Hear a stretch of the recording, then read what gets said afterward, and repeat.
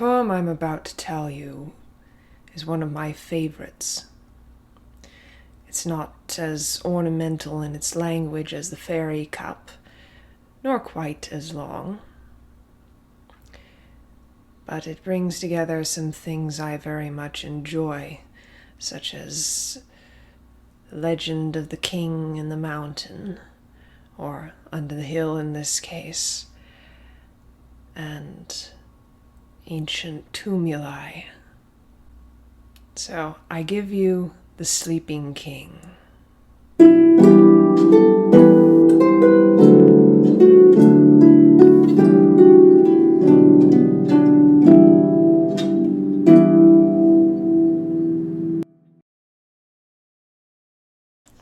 Out past the moor a mound does lie, round hill of the ancient men, who raised it beyond memory, high above the plain and woodland new. Many generations are gone, how many we could never ken. Even yet, hardy tales hang on to tell of what and who lies therein. Once in those deep and ancient days we were strong amongst the nations, and once a king deserved his praise in the princely generations. That he ruled in strength and justice, that he honored least and greatest both, that goodness was his practice day by careful day, and latest that he fell defending what was dearest, and that by traitor's hand. That he died and all his host, because of avarice and love's demand. For gold he was sold. He could not refuse to come and save his friend. That his queen, oppressed and distraught by poison blade, did find her end. That 'neath the hill and heavy heath they were together laid. So tells the story. This I know. Beneath the mound they lie, just as it tells. There went I herding in youth's days long gone. There, while seeking my lost lamb, I found the door. That door lies in deep gorse and shadow, and crossed by roots and spiders' spinnings. Out from its depths a bleating issued, and therefore I plunged in. Without light I went, but a glow subdued the blackness, slowly brightening as I went. The passage wore on, wove the hill all round. The bleating drew me still. No longer upon earth I walked, but stone. Masonry walls crowded o'er my head. And when it seemed that till eternity I might creep, I could stand again. There they waited, a stone lion at my right, a dread worm coiled at my left hand. The guardian beast sat staring, blocked the way, foiled me in my search. With ruby eyes that glinted, moving shadows in the gloom, they seemed to live, despise me, examine my every sin. Who art thou, stranger? Why comest thou this way? The lion's voice was gravel grating, low yet hardest of voices I have heard, and cause of fearful dread in me. I am a shepherd, said I, humblest of men.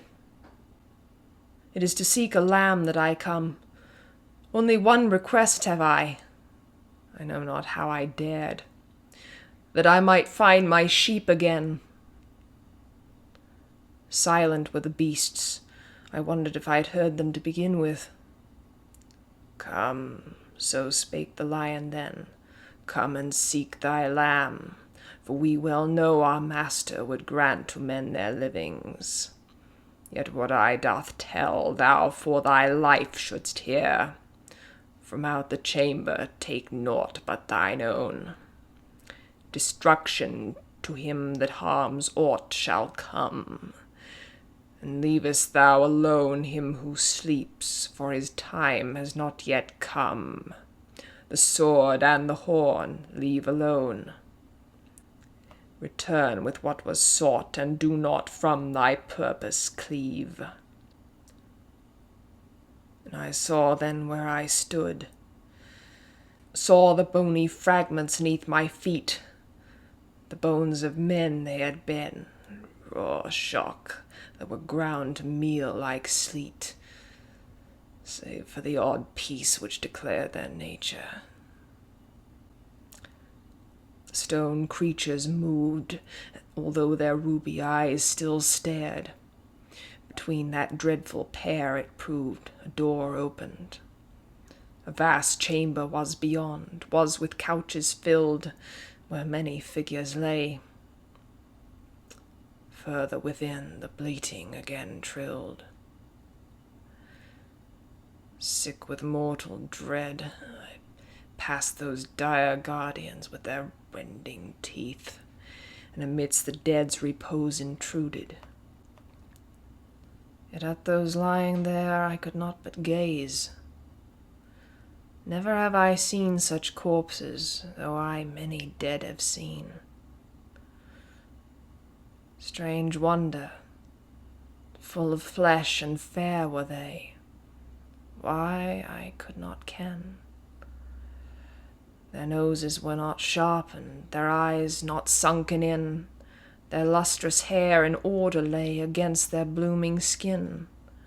Men of might and means were these, armored in some time-lost age's best, and all their weapons by their honored bodies lay, as though they'd soon stand and fight again. The little hooves clicked on the cold and tiled floor, and I still then followed on, proved shepherd's blood, maddened to the core. Which was the sword, I wondered, that I'd been bidden not to touch? But I asked not more, for there was that sight then which left me speechless. Nut brown was her hair, her shining skin was fair, her gown unblackened lay, full silver gilt, with light therein, as dawn to beauty like the day. Setting, fair and glimmering, for she whose face and heart were as bright as diamonds coruscating. The sight of her had been a cause of jealousy and sin, for here I knew the queen there lay, on whom had fallen hated traitors' leer. Not only gold had brought the doom that on the king had come, she had been promised too. But no hand was on her laid, for poison, so they said, she used upon her blade.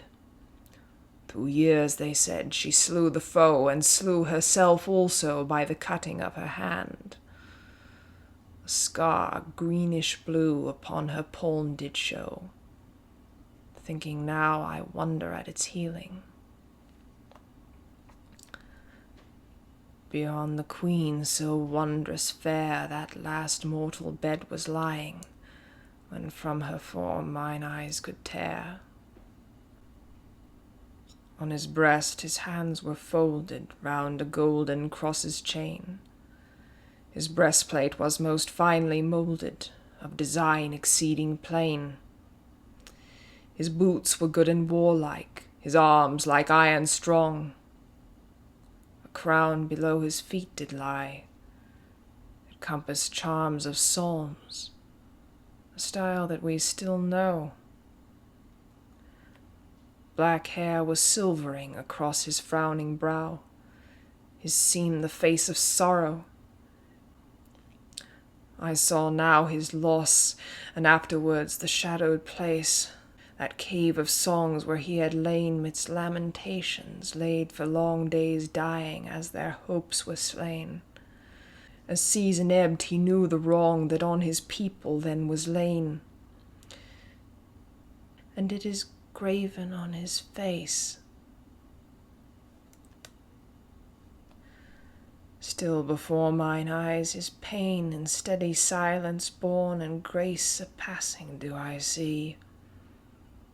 Was he ever merry? Did he laugh in company? Did he smile on she who lies beside him in days when their court waxed fine and grand? This man, this king, the victor of 3 wars, reformer, lawgiver, in span of centuries untold, still doors of memory have never shut upon him. I then remembered another word, and recalled what the lion spoke ere I entered. To leave alone him who sleeps, for his time is not yet come. They say indeed the king shall rise once more, return and rule in kingdom's day of desperation. Oh, my soul shuddered then, and sick with sadness and wonder I was. For through all that is past in time, in stillness legend's hero lay.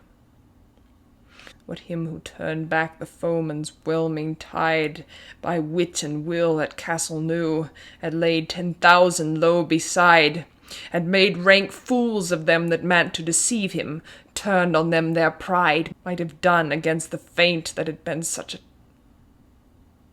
dreadful snare for us at Harper's Wood, I could not but think.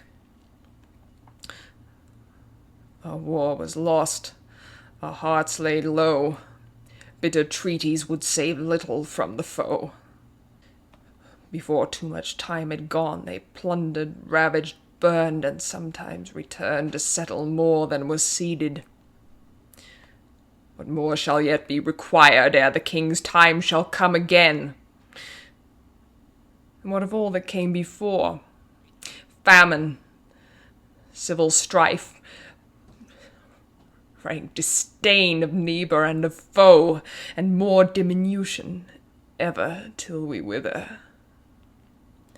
Why comes he not yet back again? Why should he yet lay, and never come to wash us of contempt's stain? Or is this our deserts, we fools and cravens, that he will not come to undeserving people? Tools of basest wants, disloyal scum who would never hold together when enemies' goad or whisper told them ill. Not to save brother or mother did we rise over our weakened will. Yet what is that but desperation? Why comes he not unto our nation?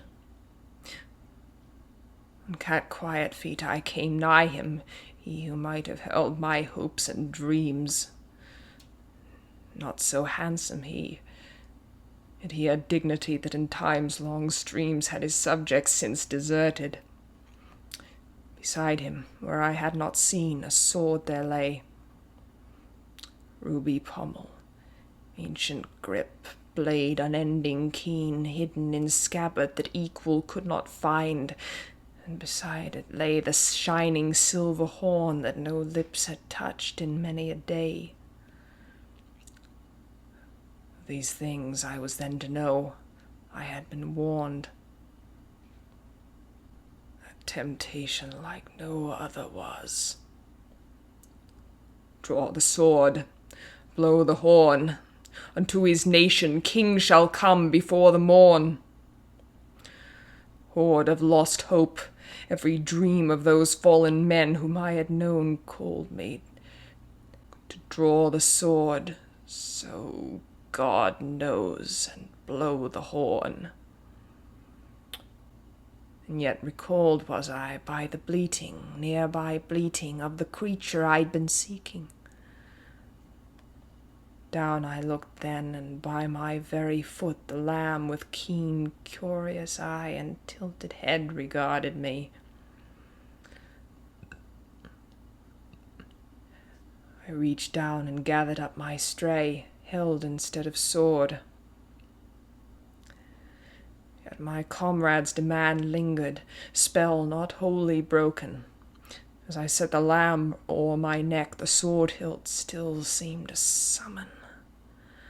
I reached to touch it, paused to check his face as I laid hold, breathed, tugged. Did his eyelids flutter? gave forth his lips a mutter. Those shadowed guardians, fierce and greatly wroth, would destroy me shortly, scarcely leaving bones behind. Had I not been ready to die for country before now? But for all I'd fought, I had not in old enchantments meddled, had not dealt in fate's works nor upset its instruments. What might then come to pass? What gates might open on my act, or shut? Strangeness of this place creeping came upon me, the silence cut only by my own harsh breathing. Was it cowardice to relent? Would some sacrilege unfold by my hand if I should not relent? Squeezed I tighter, and spitting I let go. So still and silent was his face in that deep, unended sleep. With blear and burning eyes I looked upon him one needed moment more. I bent my head, turned, whitened. For looming waited two dark hulks with ruby eyes that burned, and with prickling spine I thought few breaths were left to draw. Yet I found I could not care. If they should slay me, let them then no more confound me. It is not his time, you say. When shall his time come round? We are defeated, in vile disarray. We need not travel so far down this path ere we pass away. Our name smeared with scorn, our land lies occupied. Daily we must pay defeat's wages. The victor piles us with vile demands. They say they'll do more if tribute is not given.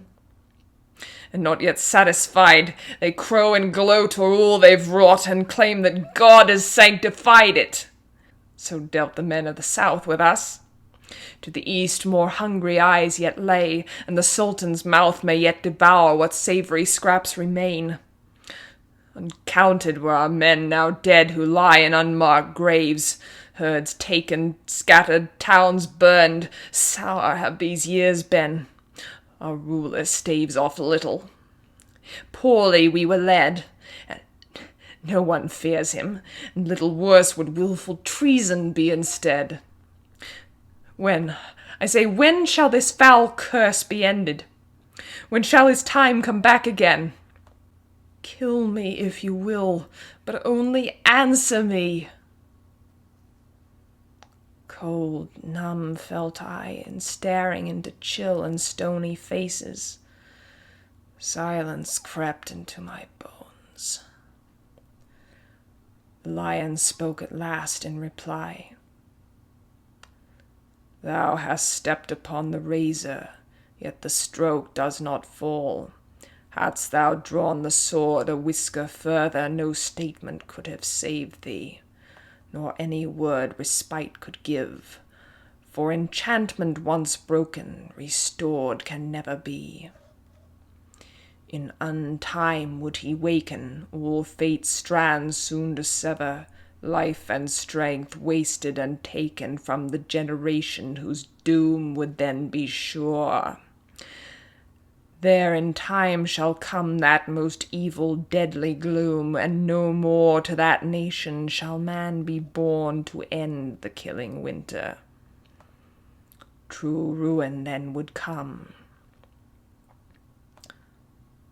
For thee and thine fates yet turning, still yet shall be raised from amongst thee those men who will this present season subdue. No final doom is on this generation sent. True restoration on time's loom is woven yet. It waits on him who sleeps.